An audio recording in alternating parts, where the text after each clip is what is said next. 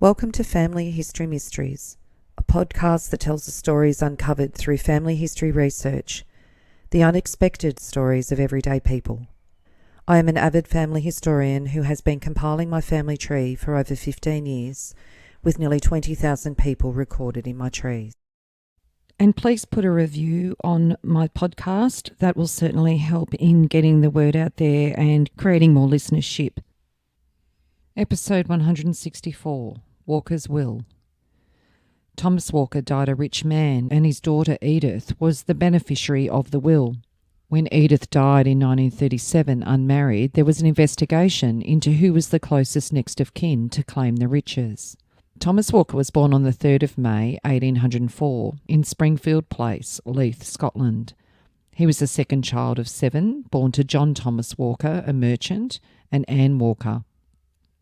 Thomas Walker's siblings were Anne, who was born on the 28th of June 1802 in Bothwell, Lanarkshire, Scotland, and she died on the 6th of October 1821 in Bothwell, aged only 19. His second sibling was Catherine, who was born on the 3rd of October 1806 at Springfield Place in Leith, but she died on the 1st of June 1808, aged only 18 months. His third sibling was Archibald Walker, who was born on the 26th of August 1808 at Springfield Place at Leith in Scotland, and he married Henrietta Ernestine Pessler in London on the 3rd of October 1865 when he was 57 and Henrietta 21. They had no children, and he died on the 25th of July 1870, aged 61, in Gateshead, Durham, England. His fourth sibling, Isabella Walker, was born on the 17th of May 1810, but died on the 7th of May 1828. His fifth sibling, Mary Walker, was born on the 6th of February 1815 in Edinburgh, Scotland, and she died on the 31st of July 1837 in Dorking, Surrey, England, aged only 22.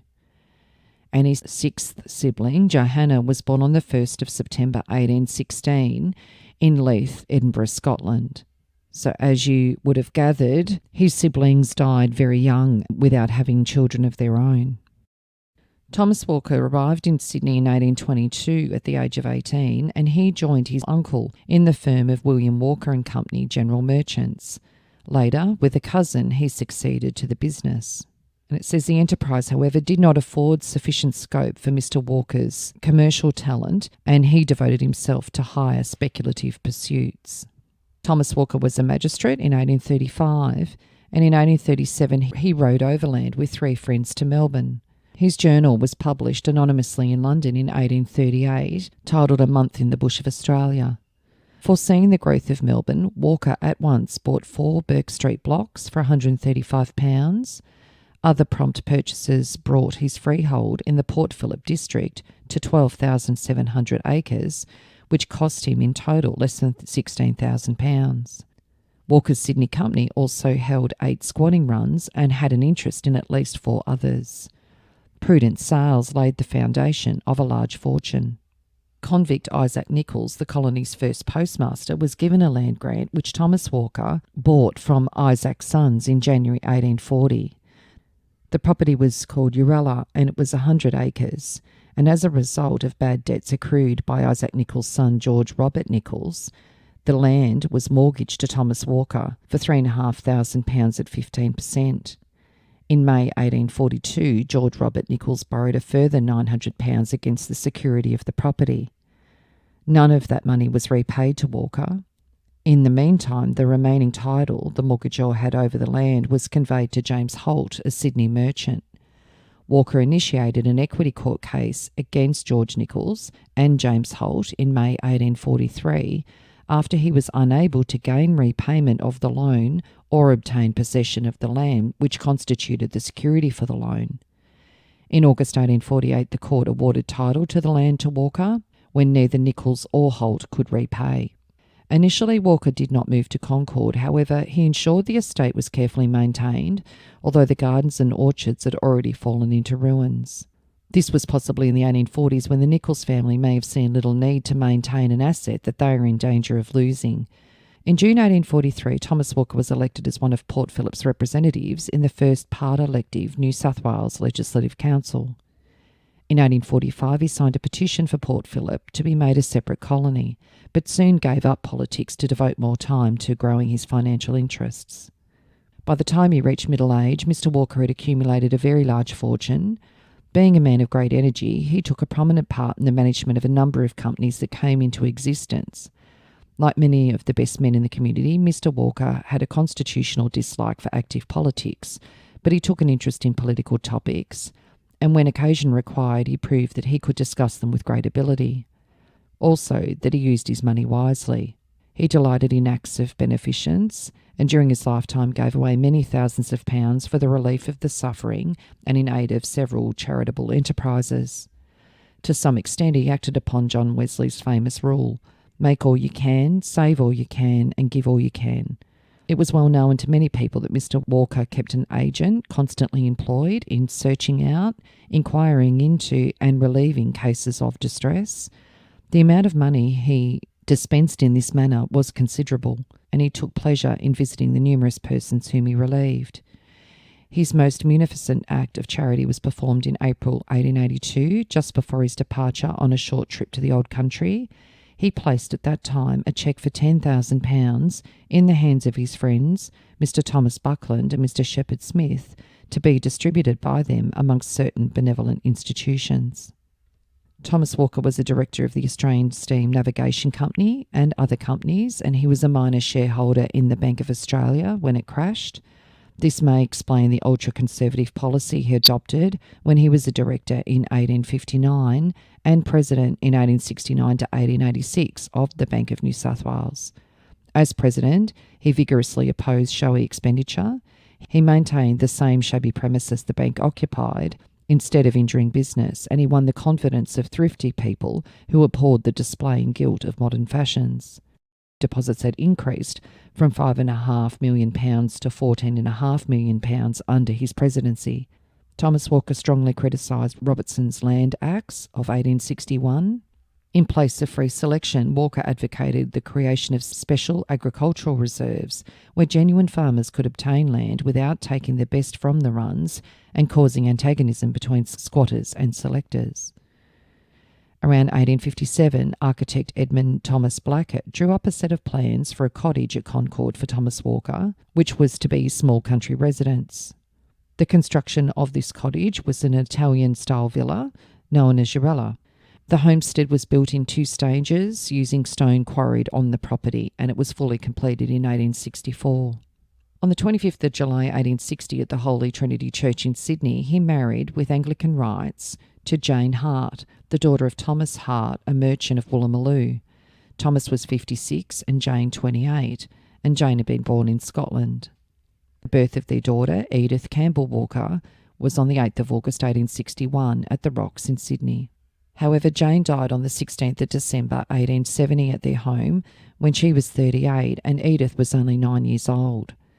Thomas brought his sister Johanna from Scotland to look after Eadith, and Edith's childhood was shared by Annie Masefield, whom Thomas's sister Jane adopted to serve as a companion to Eadith. The girls were educated at home but attended dance classes in the city. They were strictly raised, and Eadith was taught that wealth brought responsibilities and obligations. Annie Masefield was born in June 1864 in Sydney. She did have an older brother, George, but he died at the age of 3 in 1866. Annie's mother, Annie Somerville, died in 1865 when Annie herself was only 7 months old, and her father, George Robert Masefield, died in 1870 when she was 6. George had been a schoolmaster. He had remarried in June 1868 at St Stephen's in Penrith, and it says George Robert Masefield, formerly of Bewdley, Worcestershire, England, to Ada Cornelia Ann, the daughter of Reverend Elijah Smith, incumbent of St Stephen's in Penrith and St Mary's in South Creek. Annie's father George declared bankruptcy at the beginning of 1870, and then he died in September 1870, leaving all proceeds of his will to his widow, Ada Cornelia Ann Smoot Masefield. Ada had been born in Russia. George and Ada had a daughter of their own, Ada Lucas Mansfield, who was born on the 14th of April 1869 but died on the 26th of February 1870. And the announcement of George Macefield's death says on the 17th of September at Gladesville, George Robert Macefield, late of Belvedere House, Upper William Street, aged 39. George's wife Ada stayed in England after attending her niece's wedding in 1876, and Ada herself died in 1889, and she left her will to her spinster nieces. So it seems quite likely that after George's death and Ada moving to England, that's when Johanna Walker informally adopted Annie and brought her in as part of the family. On the 27th of April 1893, Annie Macefield married at St Luke's in Burwood, Sydney, to John Sulman of Mays Hill, Parramatta, and it says that he married Annie Elizabeth, eldest daughter of the late George Robert Macefield of Darlinghurst, Sydney, and adopted daughter of the late Miss Walker of Uralla, Concord. Annie was 28 and John 43 when they married.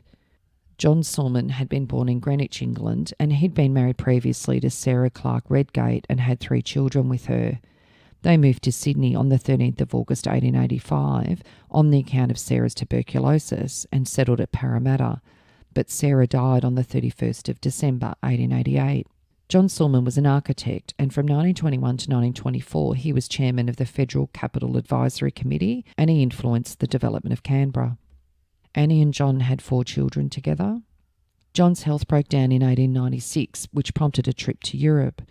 When they returned, he turned the cottage he originally intended for his parents at Turramurra into their family home and called it Ingleholm, which developed into a rambling complex of gables, bays, turrets and chimneys. One of their children, Geoffrey, enlisted in World War I in England and joined the Royal Flying Corps. He died aged 23 in 1917 in a flying accident over England prior to being qualified for combat duties. Another of their sons, Thomas, became a racing car driver and developed the Sulman Singer, and Sulman Park in Bathurst is named after him. He was still racing in 1954 and died in 1970, aged 70. Their daughter Joan married Bruce Thomas Shallard, a doctor, in 1947 and moved to Vancouver, Canada, with their daughters Barbara and Merrin. In 1913, John Sulman purchased the magnificent property Kahilla at Lawson in the Blue Mountains as a second home, and it remained in the family until 1953. John Sulman was appointed a Knight Bachelor in 1924. So Annie was known as Lady Sulman. She was socially active and a prominent member of organisations such as the Leura and Lawson branches of the Red Cross Society. John Sulman retired in 1928 and remained a highly visible presence in civic, art and architectural circles and took a prominent role in many public debates. On the 22nd of January 1930, there was a small excerpt in the paper that said, Sir John Sulman and Lady Sulman, accompanied by Miss Florence Sulman, left Sydney today by the RMS Cheetrel for a tour of England and the continent. John Sulman died in Sydney aged 84 on the 18th of August 1934. There's a highly coveted and prestigious architecture prize that's known as the Sir John Sulman Medal and also known as the Sulman Award, which recognises excellence in public architecture in New South Wales. The medal is awarded annually by the New South Wales chapter of the Australian Institute of Architects, and it was first awarded in 1932. On the 2nd of January 2008, it was announced that a suburb of Canberra would be named Sulman. Annie died on the 26th of December 1949 in Sydney, aged 85, and in July 1950 it outlined the proceeds of her will. £11,000 in will for charity. Many charitable and public institutions benefit by the will of Lady Sulman, widow of Sir John Sulman, who died in December last year. Lady Sulman left an estate of £88,660, of which she bequeathed more than £11,000 to hospitals and other institutions. Lady Sulman made numerous gifts to relatives and friends, and she bequeathed the remainder to members of her family. So getting back to Thomas Walker, he died at his home Uralla in Concord on the 2nd of September 1886 when he was 82 and his daughter Eadith was 25. And on his death, some of the reports of him as a man said that he was a substantial stock owner and invested heavily in the pastoral industry, but was regarded by some as tight-fisted. He was, however, conscientious and benevolent. He made many personal benefactions. Despite his commitment to relieving the poor, he had a hatred of the democratic element in society and was firmly aligned with the view of keeping the poor in their place.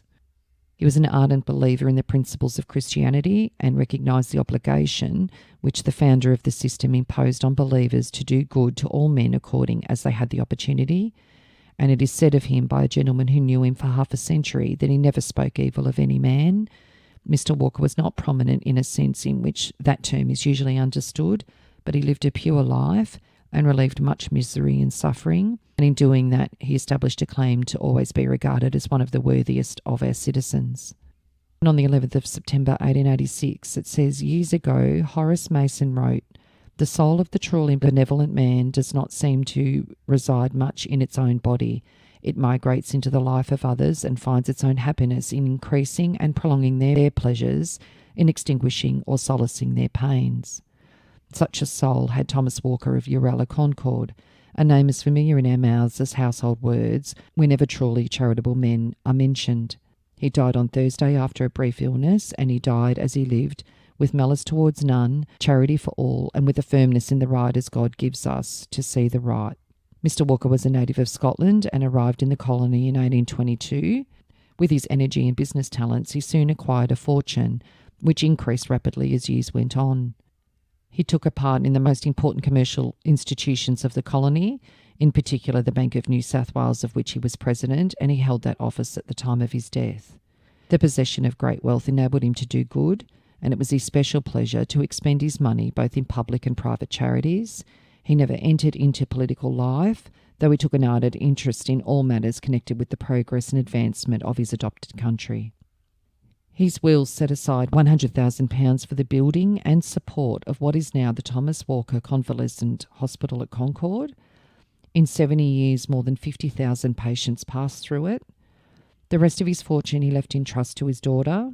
When she died unmarried in October 1937, the fund, which was then about £800,000, was divided under Thomas Walker's will into two parts, one to go to the next of kin and the remainder to charitable trusts. None of Walker's brothers and sisters had left children, and an appeal to the next of kin brought more than 600 claimants from Scotland, England, South Africa, the US, France, Norway, and most Australian states. Finally, 33 claimants established a fifth-degree blood relationship, and each received £12,000. Of £380,000 which finally went to charity, £100,000 was set aside to found the Dame Eadith Walker Convalescent Hospital for Men at Concord, and income from the remainder went to support the Dame Eadith Hospital, the Thomas Walker Hospital, and Uralla cottages built by Dame Eadith for elderly people in need. A portrait of Thomas Walker is in the head office of the Bank of New South Wales. And the will was announced on the 17th of September 1886. Notice is hereby given that now after the expiration of 14 days, that the probate and the last will and testament of Thomas Walker may be granted to Johanna Walker of Concord, the sister of the above-mentioned deceased, and to James Thomas Walker of Brisbane, in the colony of Queensland, banker and cousin of the above-named deceased, the executrix and one of the executors in the said will named, Thomas Buckland of Sydney, in the colony of New South Wales, Esquire, the remaining executor in the will named, having renounced probate of the said will. James Thomas Walker was his cousin that he had dealings with early on in his commercial career. James Thomas Walker has a story of his own, which I've created an episode for. In 1887, owing to pressure, James Thomas Walker resigned his position and he moved to Sydney to become the managing trustee of the Thomas Walker estate. There he became a well-liked and respected figure in the world of finance and economics, and he supervised the building and management of the Thomas Walker Convalescent Hospital at Concord. In the Melbourne Australiasian on the 11th of March 1905, it covers the building of the Thomas Walker Convalescent Hospital. This memorial of the magnificence of an Australian citizen stands unparalleled in our history, and in the scheme of the giver and the carrying out of his plan is unique. From a codicil to the will of the founder, the late Mr. Thomas Walker, the following extract state the aim of the founder. For a considerable time past, I have had it in my mind to establish a part of my land here at Uralla a hospital on somewhat extensive scale for the reception and restoration to health of convalescent patients from the hospitals of Sydney or elsewhere, but the pressure of other claims on my time have prevented me from carrying this project into effect. Should this still be the case at the time of my death, then I enjoin the trustees of my will and my daughter to accomplish my design as soon after my decease as it may be practicable to do so.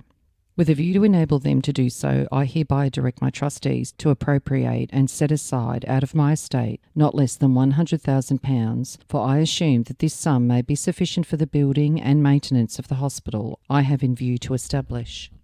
My idea is that the hospital and other buildings connected therewith should be erected on that part of my land known as Rocky Point on the Parramatta River.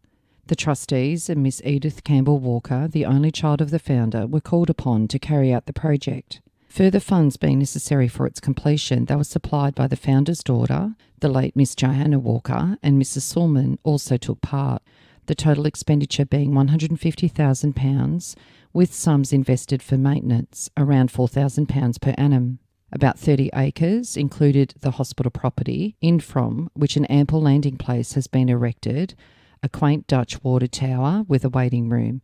The central or administrative building contains the matron's apartments and offices, the doctor's offices and dispensary, boardroom, library and waiting room.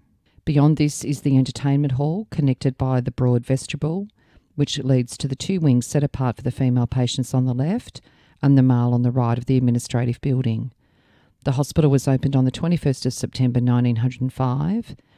In February 1895, the Johanna Walker Memorial Cottage Hospital for Children was opened. This is built on the same property, a little to the left of the women's wing. This was stated in September 1893 to be the intention of the residuary legatees of the estate of the late Miss Johanna Walker, only sister of Mr. Thomas Walker, who was always most interested in promoting the comfort of little ones.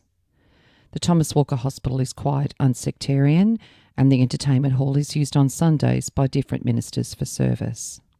And an article on the 21st of December 1918 about the Thomas Walker Hospital says in the 25th annual report of the Thomas Walker Convalescent Hospital, which is situated on the Parramatta River, it is stated that on September the 30th of the present year, the hospital completed the first quarter of a century of its existence.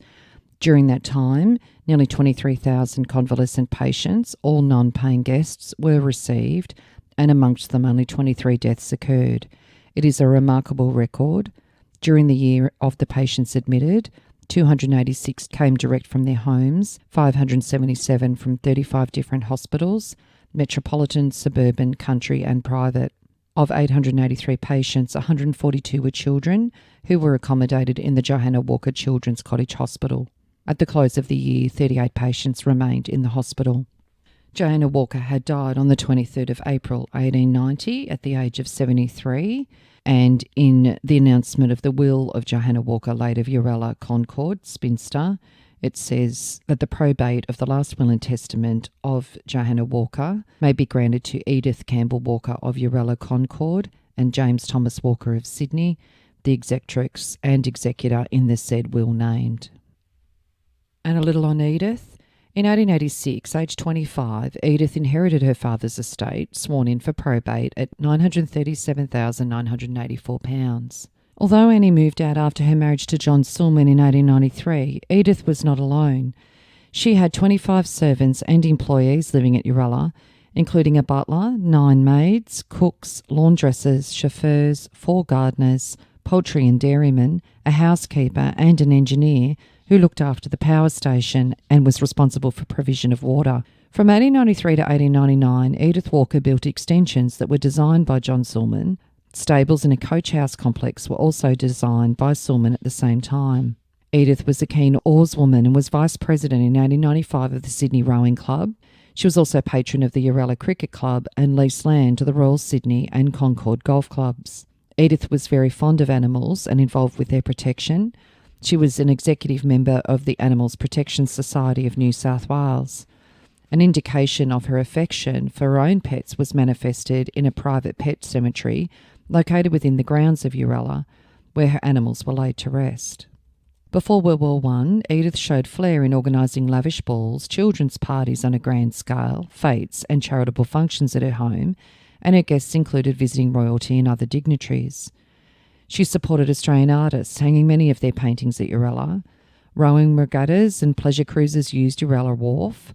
Orphans and children from the Deaf and Blind Society and the Ashfield Infants Home were entertained at Christmas with Punch and Judy shows, small railways, and slides and festive boats on a large swimming pool. The Bluebird of Happiness, Mother Hubbard, or the Old Woman in the Shoe distributed gifts and clothing.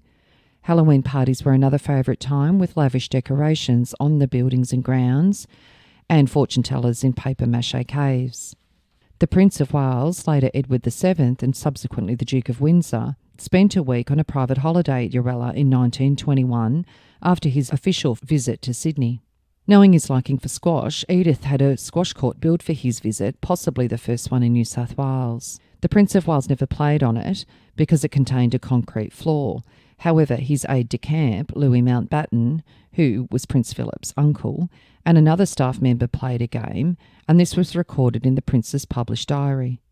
Dame Eadith entertained the Duke and Duchess of York, later King George VI and Queen Elizabeth, there in 1927. Eadith visited London on several occasions and received royal invitations to the coronations. Aviator Ross Smith landed on the front paddock in June 1920 and shared cucumber sandwiches for afternoon tea with Dame Eadith. Premier Lang's family stayed during the opening of the Sydney Harbour Bridge in 1932. The guest register of Urella House shows 40 years of comments and signatures of the rich and famous, the infamous, and a multitude of overseas guests from 1897 to 1937. Many relatives from Tenterfield came to stay. Her twin cousins, Egmont and George Walker, lived at Urella for many years, each having a room named after them. They were in residence when the Prince of Wales visited in 1920. Eadith was widely travelled and interested in music and art, and she brought back memorabilia. After visiting New Delhi for the 1903 coronation at Durbar, she built an Indian room to house some of her treasures, and on another occasion she brought home a Norwegian house that was reassembled at Urella. She enjoyed reading and accumulated an extensive library which was bequeathed to the Women's College at the University of Sydney, and she collected valuable glass, porcelain, paintings and antique furniture. She was a founder of the Queen's Club in 1912 and a life member of the Royal Arts Society of New South Wales. For a short time, between 1912 and 1914, Urella became the residence of the Governor-General of Australia. It was while staying at Urella that the Governor-General, Sir Ronald Munro Ferguson, the first Viscount Novar, received a cabled warning of the approach of World War I. Far from frivolous, Miss Walker was to perpetuate her father's philanthropies and generously supported the Thomas Walker Convalescent Hospital that she founded. She was an executive member and a subscriber to many charitable organisations, among them the Women's Industrial Guild, Queen's Jubilee Fund, Royal Alexandra Hospital for Children, and the Royal Hospital for Women in Paddington. Eadith also supported religious and educational institutions, including local churches and the University of Sydney. She maintained her staff in their old age and she built cottages for needy men. During the First World War, she assisted sick and wounded servicemen through the Red Cross and eventually established and maintained a recuperative facility for tubercular veterans on the grounds of Urella from 1917 until January 1920. She formed friendships with returned soldiers and occasionally established them in small businesses. She established and maintained a library at the Prince of Wales Hospital. In 1919, the outer part of the estate, closest to Concord Road, was subdivided. Eadith received a CBE in 1918 and her DBE in 1928. She was described as fiercely patriotic, loyal to the Empire and a Britisher to the backbone.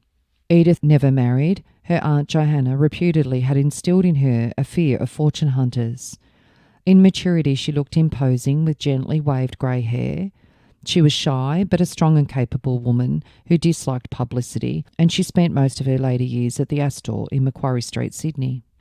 Dame Eadith died at Urella on the 8th of October 1937, her dog Cobber beside her. Returned servicemen and Boy Scouts lined the approach to the chapel at Rookwood where she was cremated. Her ashes were buried at St John's Anglican Church at Ashfield. Her estate, sworn for probate, came in at £265,345 and was disposed of in accordance with the terms of her father's will under the Walker Trusts Act, and it was passed in 1939. Says the passing of Dame Eadith Walker has left a great blank in the life of the community.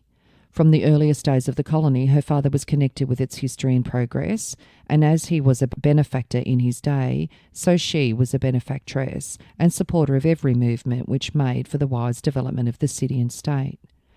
With a mind trained to look upon life with a wide vision, her interests were varied and large. She was ready to assist in the affairs of state and education, and was ready to give suitable help to individual cases. Endowed with wealth which called for her careful administration, she had a business mind unique in a woman. It would be difficult to enumerate the many gifts Dame Eadith bestowed in different spheres of life. She was a generous contributor to the Women's College, St Bernard's Hostel for Gentle Women, Royal Alexandra Hospital for Children, of which she was once a committee member, and the Queen's Fund. She was especially interested in the RSPCA, and her great love of animals was an outstanding feature of her character. She was responsible for the education of many young people who, by her generosity, were enabled to enter some profession. She granted annuities to many who otherwise would have faced poverty in their old age. She was a leader in social life. Her home was thrown open for many entertainments and distinguished overseas visitors who enjoyed her hospitality. Had there been a public funeral service, hundreds would have been present to pay their last tribute to her, not only the men of the AIF, to whom Dame Eadith was a wonderful friend, but others whose hearts were filled with gratitude for deeds of kindness and generosity known only to themselves. However, the quiet service held at Urella on Saturday afternoon was more keeping with her mind and wishes, for she disliked publicity of any sort. Here in the hall were her personal friends, her household staff and employees of the estate. Here a tribute was paid to her wonderful life and influenced by the rector of the little church of Holy Trinity, the gift of Dame Eadith to her parish. As none of Thomas Walker's only brother or surviving sisters produced any children, and Dame Eadith never married, the estate finally came under the Walker Trust Act in 1939. Eadith Walker was born before any legislative reform allowed a married woman to own property in her own right. Thomas Walker left his estate to a child or children of her marriage, afraid that she would be hounded by fortune hunters because of her great inherited wealth. As she died childless and none of her aunts or uncles had children, the trustees reverted to the spirit of his will, which had a clause stating that if she died without children, the estate should be used for benevolent but not religious purposes. There were 333 claimants to the will, all descended from Eadith's grandfather's youngest brother, who'd married 3 times and had 13 children in total. As these descendants mainly lived in Tenterfield, New South Wales or in Queensland, and were all 5th-degree blood relations, none qualified to inherit. The trustees sought the help of the government and donated, as directed by the will, land and money for the Thomas Walker Memorial Hospital to be built at Rocky Point, a section well away but visible from the Urella mansion. Eadith Walker's benefactions, donations to the Thomas Walker Convalescent Home and construction work at Urella did take a toll on her finances. The grounds were extraordinary and a lot of time and money had gone into establishing large areas of lawn with native and European trees, rockeries, walks, fountains, ornamental urns and statues, grottos, hothouses, a conservatory, rose gardens and more than a dozen cottages. A power plant the size of a small factory was built, reputedly Sydney's first private generating plant, and Sulman undertook the alterations. At her death in 1937, the estate totalled less than a third of what her father left behind. Eadith Walker made several generous bequests in her will and left half of the residue of her estate to trustees for charitable purposes. And on the 26th of November 1937, in the Lismore Northern Star, it says, "Many bequests, Dame Eadith Walker's will in Sydney." The estate of the late Dame Eadith Campbell Walker of Concord was sworn for probate and includes legacies to a considerable number of persons, including the following: Mr Justice Milner Stephen, £500, Helen Mary Main, daughter of the Minister of Agriculture, £3,000, George Waterston Walker, a cousin of the deceased, £25,000, Egmont Palmer Walker, a cousin, £20,000, Alice Patterson, wife of Andrew Barton Patterson, that is Banjo Patterson, £10,000, Emily Percival Walker, daughter of Mr J.T. Walker, £5,000. Amounts ranging from £3,000 to £5,000 were left to other persons. Legacies of £1,000 each were made to 4 of her employees, £500 each to 5 others, £200 and £100 to 2 others. The will also set out that all persons in her service at her death should receive 1 month's wages for each completed year of service, while the employees occupying cottages owned by her were to live there rent-free for 3 months. And in the Sydney Morning Herald on the 25th of March 1939, Walker Estate, division among 33 claimants, each to receive £10,000. By the decision given by the Master in Equity yesterday, 31 claimants established their claims to participate in the distribution of the residuary estate of the late Mr. Thomas Walker of Urella. It is estimated that with distribution on this basis, each of the 33 persons whose claim was admitted will receive approximately £10,000. They were Emily Percival Walker, Egmont Palmer Walker, George Waterston Walker and Jeanette Shaveria Hamilton Verney, all children of Senator James Walker, Thomas Walker, Kate Cameron, Alice Emily Patterson, Bessie Palmer Walker, Georgina May Walker, Eadith Violet Walker, Oswald Bruce Walker, Harold Victor Walker, Irene Daphne Walker, and Charles Frederick Walker, all children of William Henry Walker.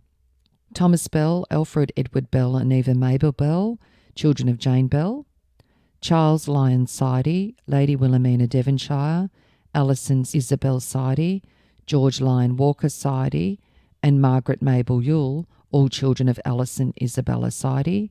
Mary Amelia Walker, Barton and Margaret Mabel Walker McLeish, all children of Georgina Lyon Walker Abbott. Catherine Gregory Paston Beddingfield, Rose Isabel Walker, Ethel Mary Buchanan, Ruth Eveline Northey, Rhoda Elizabeth Walker and Ellen Josephine Walker, all children of Edward Walker. Charlotte Mary Madge and Thomas Archibald Walker, children of Thomas Walker, and Alice Isabella Daffan, child of Isabella Sarah Mangles. The terms of the will. By the terms of Mr. Walker's will, half of the residuary estate became divisible on the death of Dame Eadith Walker, his daughter, among the surviving persons who should be of his blood and next of kin to him, and who, if he died intestate at that time, would have been entitled to his personal estate under statute. Hundreds of claims were received, but in the course of inquiry held by the Master, some were withdrawn. Others were not prosecuted, among them being 3 claims by persons claiming to be Mr. Walker's grandchildren and 2 by claimants as first cousins, and therefore in the 4th degree of kinship. There were 41 claimants in the 5th degree and 8 were disallowed, and this remained 31 claimants in this degree that were held by the Master to establish their claims. They had priority over all other claimants in a remoter degree. And a little on the Urella estate. The Urella estate is also known as the Dame Eadith Walker estate, and it has the Dame Eadith Walker Hospital, which is now a heritage-listed hospital. The estate is historically significant as it's one of the last large 19th century estates that remain in metropolitan Sydney. It is the largest community bequest of its era, around 37 hectares, to survive in an intact form in New South Wales. The New South Wales Department of Health, in particular the Sydney South West Area Health Service, is at present the Crown Authority responsible for the control, the management and administration of the property. During the 1970s, many of the buildings were demolished and the swimming pool filled in. As late as 1970, the estate was still in the form of which it appeared in the 1930s.